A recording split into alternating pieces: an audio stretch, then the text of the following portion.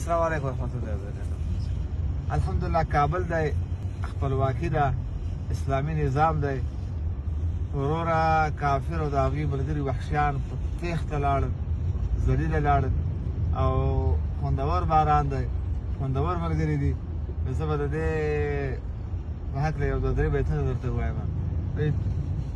کوچانی ژوند خړې کېږدۍ په بیابان او باران، کوچانی ژوند خړې کېږدۍ په بیابان او باران، ډېر مې خوښېږي پسرلی کړي اوښان او باران.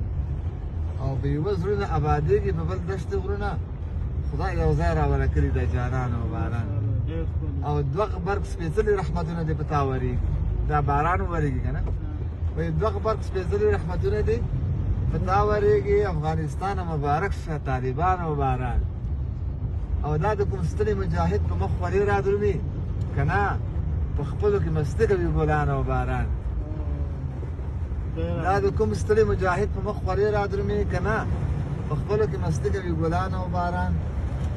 او د کلي دا مست مازدیګر به له چا څنګه هېر شي، شور د آسونو د جنګ ستړي غازیان او باران.